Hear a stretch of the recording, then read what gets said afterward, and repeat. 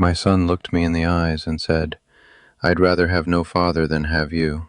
He was 24 years old, standing in the doorway of his apartment, and he meant it, every word. I could see it in his face, not anger, something worse, relief, like he'd been carrying me around his neck for years and he was finally putting me down. And the thing is, I deserved it, every syllable, because I hadn't been a father in a long time. I'd been an addict pretending to be one. My name's Dennis. I'm 68 years old. I was a gambling addict for 16 years, and this is the story of how I destroyed the best thing I ever had, my family. Not with fists, not with screaming, with lies, with absence, with choosing a casino over my own children so many times that my son decided he was better off without me. Let me start from the beginning so you understand how a man gets there. I married Linda when I was 24. She was 22. We were kids. Didn't have anything. Rented a little place on the east side. I was working at a paper mill. She was a receptionist at a dentist's office. We had Danny 2 years later. Rachel came 3 years after that. Life was tight, but it was good. We'd do Sunday dinners at her mother's, take the kids to the lake in the summer, put up a Christmas tree that was always too big for the living room. Normal stuff. The kind of life you don't appreciate until you've burned it to the ground. I started gambling at 41. A coworker named Phil invited me to a casino for his birthday. A group of us went. I'd never been. I sat down at a slot machine because I didn't know how to play anything else. Put in $20. Won $350 on my third pull. $350, just like that. The machine lit up, made noise. People around me looked over. A waitress brought me a free drink. I felt like somebody. That feeling. If I could go back in time and kill that feeling, erase it from my memory, I would.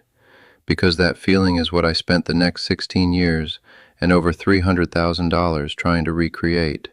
And I never did. Not once. But I never stopped trying. Within 6 months, I was going to the casino every weekend. Within a year, twice a week. I had a system of lies that would make your head spin. Working late, helping Phil with his truck, picking up overtime, union meeting. My buddy's going through a divorce, I gotta go check on him. I had a different story for every night I disappeared, and Linda believed them, all of them, because she trusted me. Because in 17 years of marriage, I'd never given her a reason not to. Danny was 15 when it started. Rachel was 12, old enough to notice things, not old enough to understand them. The first thing that changed was the money. I was making decent money at the mill, not great, but enough. We weren't struggling. But suddenly the checking account was always short. Linda would go to the grocery store and the card would decline. I'd tell her it was a bank error, a delayed deposit, a mix-up. She'd shake her head and use cash, and I'd take that cash 2 days later and drive to the casino with it. I started missing things. Danny's basketball games. I'd say I had to work. Rachel's school play. I'd say my stomach was bothering me. Danny's parent-teacher conference. I forgot. Linda went alone. She came home and told me his math teacher was worried about him. She said, "Dennis, you need to be more involved." I nodded, told her I'd do better, and then I drove to the casino the next night. Here's what gambling does to a father. It turns your kids into background noise. You're physically present sometimes, but your mind is always somewhere else. At the dinner table, you're calculating how much you lost last night. At the baseball game, you're thinking about when you can get back to the casino. Your daughter shows you a drawing she made at school and you say, "That's great, honey," without looking at it. You're there, but you're not. And kids know. They can't explain it. They can't put words to it. But they feel it. They feel the absence even when you're sitting right next to them. Danny started acting out around 16, getting into fights at school, grades dropping, talking back to Linda. She blamed it on hormones, teenage boy stuff. But it wasn't. I know that now. He was angry at me. He could feel me pulling away. He just didn't know why. Rachel went the other direction. She got quieter, more careful. She'd come into the living room where I was watching TV and just sit next to me, not saying anything, just being there, like she was trying to hold on to something she could feel slipping away. A 13-year-old girl sitting next to her father in silence, hoping her presence would be enough to keep him there. And I'd sit with her for 20 minutes, then make up an excuse and leave, every single time. By year 4, I was in deep trouble. I'd maxed out 2 credit cards Linda didn't know about. I'd emptied our savings, which was about $18,000 at that point. I'd borrowed $5,000 from my brother Greg, told him it was for a roof repair. Borrowed $3,000 from Linda's mother, told her it was for Danny's braces. Danny didn't need braces. I put every dollar of it into slot machines and blackjack tables. The lying becomes its own addiction. After a while, you're not even nervous about it. The stories just flow out of you, smooth, natural. You look people dead in the eyes and tell them things that aren't true and you don't even flinch. That's what scared me the most when I finally looked back on it. Not the money, the ease of the lying, how quickly I became someone who could deceive the people who loved him without feeling anything. Linda found out on a Tuesday. I remember because Rachel had a dance recital that night. I was supposed to be there. I told Linda I'd meet them at the school. Instead, I drove to the casino. I was chasing a loss from the weekend. I'd lost $1,200 on Saturday, and I convinced myself I could win it back in a couple hours. I lost another $800. When I looked at my phone, I had 11 missed calls. The recital was over. I'd missed it. All of it. I drove home. Linda was sitting at the kitchen table. The kids were in their rooms. She looked at me and said, "Where were you?" I started the lie. She cut me off. "Don't. I called Phil. You weren't with Phil. I called the mill. You didn't work late. Where were you, Dennis?" I told her. Not everything, just the casino part. I said I went to the casino. I lost track of time. I'm sorry. She stared at me. "How many times?" I said a few. "How many times, Dennis?" I said I don't know. A lot. She didn't yell. She got up, walked to the bedroom, closed the door. I stood there in the kitchen listening to nothing. Rachel's door was open a crack. I could see her in bed, still in her recital costume. She'd waited up for me. She heard everything. That should have been my wake-up call. It wasn't. I promised Linda I'd stop. I did stop, for 3 weeks. Then Phil called about a poker game. Then I drove past the casino on the way home from work. Then I told myself one more time, just one more time to break even, and I was back in it. Over the next 2 years, things got worse. The debt climbed to $70,000. I took out a home equity loan without telling Linda, $40,000. Put the paperwork in a P.O. box I'd rented specifically for hiding financial documents. I used that money to pay off some of the credit cards, and then I maxed them out again within 6 months.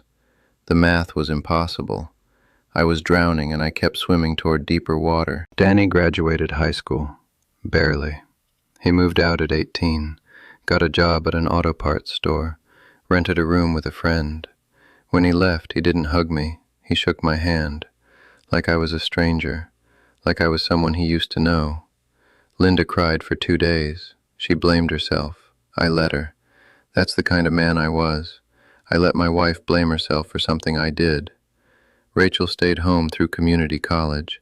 She was the peacekeeper, always smoothing things over, making sure Linda was okay, checking on Danny, holding the family together with both hands while I was systematically pulling it apart. She was 19 years old, carrying the weight of a family that should have been resting on my shoulders. The end came when Danny was 24. He'd been building a life, had a decent job at a mechanic shop, girlfriend, small apartment. He was doing okay, better than okay. And then Greg, my brother, told him. Greg was over at Danny's place helping him fix a sink, and somehow it came up. The money I'd borrowed, the lies. Greg didn't know the full picture. He just mentioned the $5,000. But Danny's a smart kid. He started putting pieces together. He called Linda, asked questions. She told him more than she probably should have. About the credit cards, the home equity loan, The casino visits, all of it. Danny called me the next day, told me to come to his apartment. I thought maybe he needed help with something. I drove over feeling fine, no idea what was waiting for me. He was standing in the doorway when I got there. Didn't invite me in, just stood there, arms crossed, jaw tight, and he said, "I know everything." I tried to talk. He cut me off. "Mom told me. Uncle Greg told me. I know about the money. I know about the lies. I know about Rachel's recital. I know about all of it." I stood there on his doorstep, my mouth open, nothing coming out. Then he said it. "I'd rather have no father than have you." 6 words. He said them calm, steady, like he'd practiced them, like he'd been thinking about them for a long time, and he'd finally decided to let them out. And then he closed the door. I stood on that doorstep for I don't know how long. A minute, 5 minutes, I don't know. I just stood there staring at a closed door, hearing those 6 words loop in my head over and over. "I'd rather have no father than have you. I'd rather have no father than have you." I drove home, sat in the driveway, didn't go inside, couldn't face Linda, couldn't face Rachel, couldn't face anyone. I sat in that car until the sun went down and the streetlights came on, and I was just a shadow in a dark car in my own driveway. And for the first time in 16 years, I didn't want to go to the casino. I didn't want anything. I just wanted to disappear. Linda came out eventually, knocked on the window. I unlocked the door. She got in the passenger seat. She didn't say anything for a long time. Then she said, "Danny called me. He told me what he said to you." I couldn't look at her. She said, "Dennis, it's time. You need to get help or I'm leaving too." I went to my first Gamblers Anonymous meeting 3 days later. Sat in the back, didn't talk, just listened. A man about my age told a story almost identical to mine. Different names, different casino, same destruction. His daughter hadn't spoken to him in 4 years. He cried telling it. So did I. I didn't go back to the casino after that, not once. The withdrawal isn't physical like drugs or alcohol, it's mental. It's this constant itch in your brain, this restlessness, this feeling like something's missing, like the world is too quiet without the lights and the sounds and the risk. I'd drive past the exit on the highway and my hands would sweat. I'd see a commercial for a casino and my heart rate would spike. But I didn't go back, because every time I thought about it, I heard those 6 words. Danny didn't speak to me for 2 years, 2 full years. No calls, no texts, no holidays. Christmas was the worst. The first Christmas after he cut me off, Linda invited me over. She felt sorry for me, I think. I sat at the table. Danny's chair was empty. Rachel tried to make conversation. Linda's mother kept looking at the empty chair and then at me. Nobody said his name. We ate in this thick, heavy silence. I left before dessert, drove back to my apartment and sat in the dark. The second Christmas, Linda didn't invite me. She went to Danny's, Rachel told me later. They had a nice time. Danny cooked. His girlfriend made pie. They laughed. They were a family, a complete family, without me. And the worst part wasn't the loneliness. It was knowing they were happier, that my absence made Christmas better. That's a thing you carry, knowing the people you love are relieved you're not in the room. Linda would tell me things when we'd talk. "He's doing well. He got a promotion. He and his girlfriend are getting serious." I'd listen and nod and pretend it didn't feel like being stabbed. I wanted to ask questions. Is he eating okay? Does he look tired? Is he happy? But I didn't have the right to ask those things anymore. I'd given up that right one casino trip at a time. The meetings helped. GA, every Thursday. I had a sponsor named Bill, 72 years old, lost his wife, his house, his pension to poker. He'd been clean for 9 years. He told me something early on that stuck with me. He said, "Dennis, the gambling took things from you, but the lying is what killed the relationships. People can forgive losing money. They can't forgive being deceived for years." He was right. Danny wasn't angry about the money. He was angry about the lies, about every time I said I was somewhere I wasn't, every time I looked him in the eyes and told him something that wasn't true. That's what he couldn't forgive. Not the addiction, the betrayal. Rachel visited every week. She'd bring me food, containers of soup, pasta, things she'd learned to cook. She'd sit at my little kitchen table and tell me about school, about her friends, about a boy she liked. She never judged me, not once. I don't know what I did to deserve that girl. Nothing, probably. She just has a heart bigger than anything I could have built. One time she looked at me and said, "Dad, Danny will come around. He just needs time." I said, "What if he doesn't?" She said, "Then you still have me." I had to leave the room for that one. The day Danny called was a Sunday. I was sitting in my apartment. I'd moved out by then. Linda and I separated about a year after I got clean. Too much history, too much damage. The trust was gone, and it wasn't coming back. The phone rang. I saw his name.